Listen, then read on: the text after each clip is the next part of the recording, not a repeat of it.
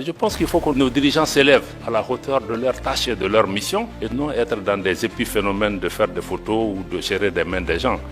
Moi, si c'est l'intérêt du pays, même avec le diable, je vais dealer. Voilà, donc quand c'est nécessaire. Des sanctions ont été imposées à nos pays. Ce qui me semble aussi normal, il ne faut pas qu'on pense que ce n'est pas normal. La CEDEAO a ses règles, nous en étions membres, nous avons accepté ces règles, mais la plupart de ces règles, c'est la suspension de nos organisations quand il y a des changements dits anticonstitutionnels. Mais il y a eu des sanctions économiques et financières qui ont été imposées à ces pays sans aucune base légale. Il n'y a aucun traité, aucun texte de la CEDEAO qui est prévu qu'on puisse fermer les frontières. Jusqu'à demain. J'espère que des juristes pourront nous donner la réponse. On a utilisé l'Union économique et monétaire pour fermer nos banques centrales, pour fermer nos comptes bancaires des États, pour affamer les populations. Dans le cas du Niger, même les médicaments n'étaient pas autorisés. Pourtant, l'article 4 du statut de la Banque centrale indique que la banque ne peut recevoir d'injonction d'aucun autre organe, fût-il l'organe des chefs d'État. Mais ça a été fait. Bon. Je pense que ça a été des erreurs qui ont, de mon point de vue, touché à l'ADN même de l'organisation. Parce qu'une organisation qui est faite pour intégrer, si elle commence à désintégrer, elle attaque son ADN. Et ça crée un fossé entre nous. Incroyable, n'est-ce pas? Beaucoup de questions seront posées, de part et d'autre. À l'initiative des deux partis, Son Excellence M. Youssouf Maïtama Tougar, ministre des Affaires étrangères de la République fédérale du Nigeria, a effectué une visite officielle de travail à Niamey le 16 avril 2025. Son Excellence ambassadeur Youssouf Maïtama Tougar a été accueilli dans la ferveur et l'enthousiasme par Son Excellence M.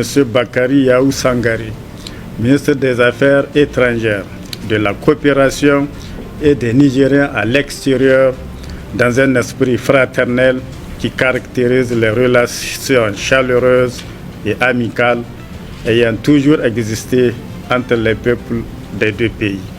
Les échanges se sont déroulés dans un climat de grande cordialité et ont permis de faire un examen approfondi sur les défis qui se posent aux deux pays et les sujets majeurs qui font l'actualité au plan sous-régional, régional et international. Les deux pays se sont penchés sur plusieurs questions d'intérêt commun qui pourraient renforcer les relations entre les populations et le gouvernement du Niger et du Nigeria dans la redynamisation de la coopération mixte nigéro-nigériane de coopération et la consolidation des acquis.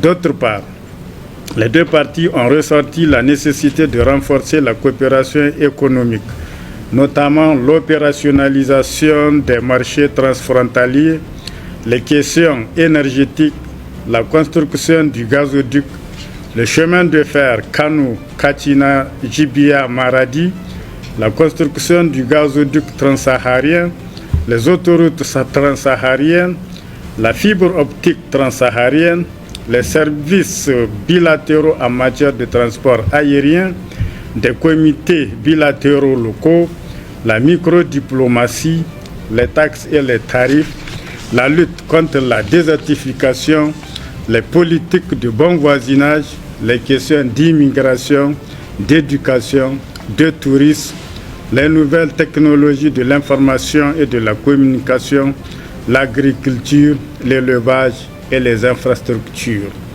À cet égard, les deux ministres ont convenu de coopérer et d'assurer le suivi autant que possible de ces questions à travers la commission mixte nigéro-nigériane de coopération.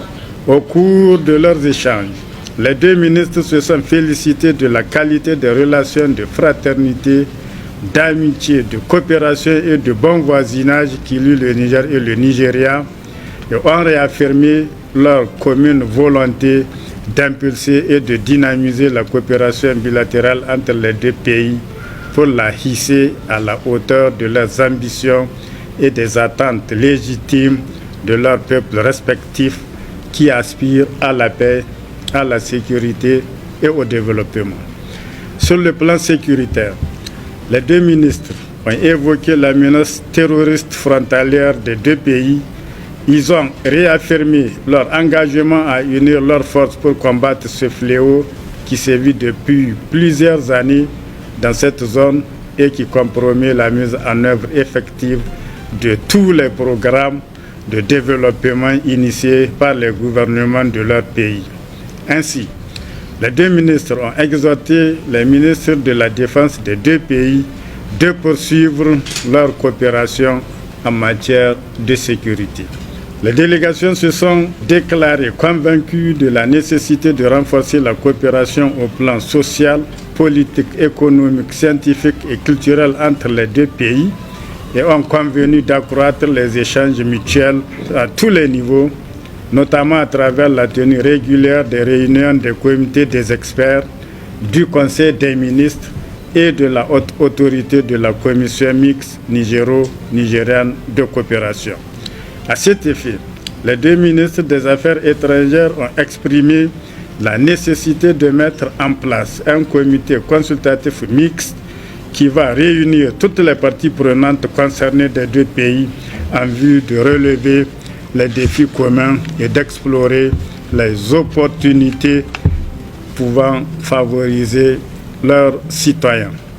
Le ministre des Affaires étrangères, de la coopération et des Nigériens à l'extérieur, Son Excellence M. Bakary Yahou Sangaré, a exprimé ses sincères remerciements à son frère et homologue du Nigeria pour sa visite à Niamey. Il lui a demandé de transmettre la gratitude et la reconnaissance du président de la République, chef de l'État, du gouvernement et du peuple nigérien au gouvernement et au peuple frère du Nigeria. Son Excellence, l'ambassadeur Youssouf Maitama Tougar, a exprimé ses sincères remerciements au gouvernement et au peuple de la République du Niger pour l'accueil et l'hospitalité qui ont été réservés à lui et à sa délégation, et a invité son Excellence M. Bakary Yahou Sangaré à se rendre au Nigeria pour une visite officielle de travail. Cette invitation a été acceptée avec gratitude et la date sera fixée par voie diplomatique. Fait à Niamey le 16 avril 2025. Pour la République du Niger, son Excellence Bakary Yahou Sangaré, ministre des Affaires étrangères, de la coopération et des Nigériens à l'extérieur. Pour la République fédérale du Nigeria, son Excellence ambassadeur Youssouf Maitama Tougar, ministre des Affaires étrangères. Je vous remercie. Est-ce Bola Ahmed Tinubu, président en exercice de la CEDEAO, chef d'État de la République fédérale du Nigeria, qui a une fois déclaré une intervention militaire contre le Niger,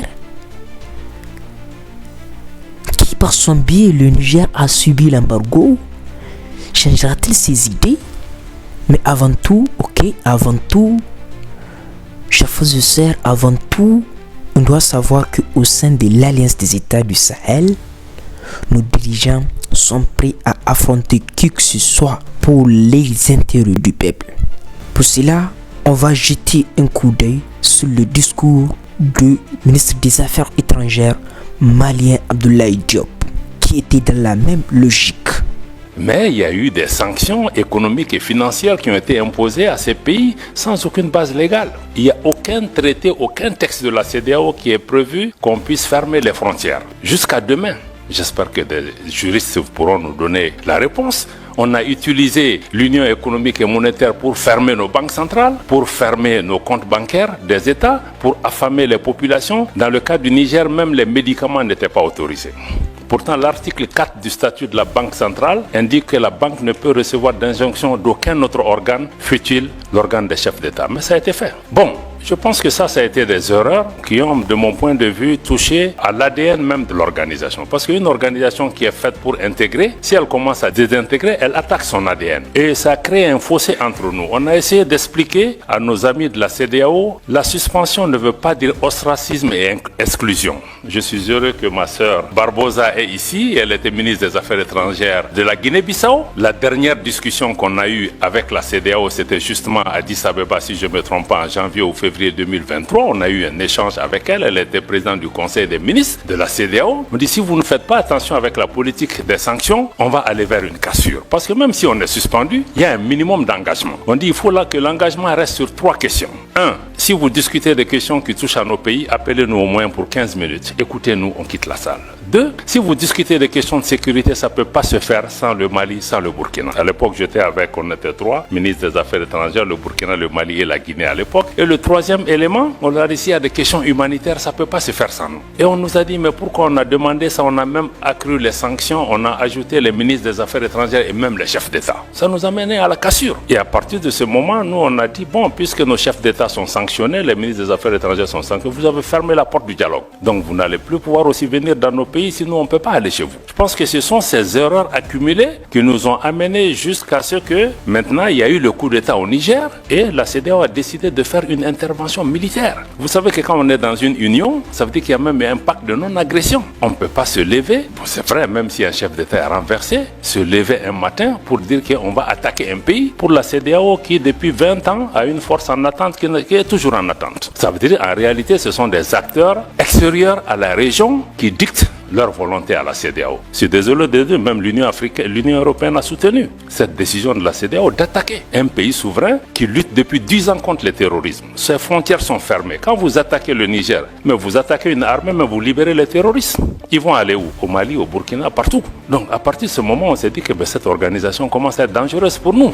Non seulement on punit nos populations, mais le fait d'être membre peut même t'amener à ce qu'on attaque le pays. Donc c'est là que le Mali et le Burkina ont décidé que si la CEDEAO attaque le Niger, mais nous qui considérons que nous on est entré en guerre contre l'organisation. Et c'est à partir de cet instant que nous avons mis une alliance militaire défensive en place pour dire que bon, nous nous mettons ensemble pour faire face à une menace existentielle, mais en mettant en place une approche géopolitique de la question. Nous nous réunissons pour nous défendre d'abord. Mais en faisant ça aussi, on s'est dit, bon, c'est pas seulement une alliance, et je pense que c'est notre réponse qui a d'ailleurs dissuadé. En définitive, les gens ont commencé à comprendre que bon, Niamey, ça ne sera pas une promenade de santé. On va faire face à 3 armées qui sont en guerre depuis 10 ans.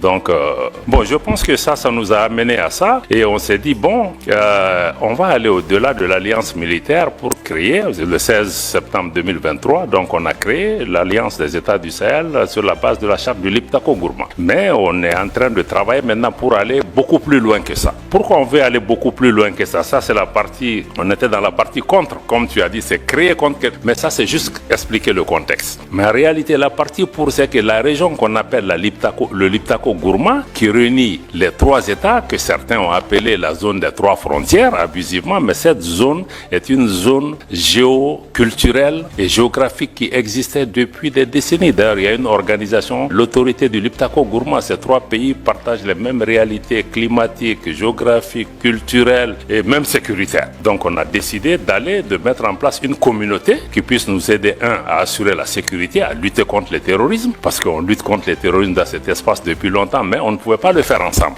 Maintenant, on va le faire ensemble. Et contre tous les autres facteurs d'insécurité, le 2e pilier, c'est de travailler, mettre en place une intégration économique poussée, parce qu'il y avait déjà un espace économique et géoculturel qui était là pour pouvoir travailler, pour renforcer la libre circulation dans nos pays, avoir des projets intégrateurs dans le domaine de l'énergie, dans le domaine des transports, dans le domaine des infrastructures, parce que nos pays sont physiquement aussi liés par beaucoup de réalités et ces pays regorgent aussi des ressources minières, minéralogiques, de toutes sortes. Ne serait-ce que si on prend les ressources souterraines de cette région, c'est énorme. Personne ne voit le Sahel en tant que source d'approvisionnement de l'Afrique et du monde en ressources en eau, parce qu'on voit que l'aspect désertique. Donc je pense que ça, il y a l'aspect intégration économique sur lequel nos ministres des Finances et les ministres en charge du développement ont travaillé pour pouvoir vraiment nous rapprocher davantage. Et le 3e, c'est vraiment travailler ensemble pour que nos pays parlent d'une seule voix, avoir une action diplomatique coordonnée. Donc si on dit cet espace économique là sur lequel on est en train de travailler, je pense que c'est extrêmement important de regarder. Nos ministres en charge des affaires étrangères ont recommandé aux chefs d'État d'aller même vers une confédération. C'est-à-dire une confédération en prélude à une fédération des 3 États qui se fera par étapes. Pourquoi nous proposons ça?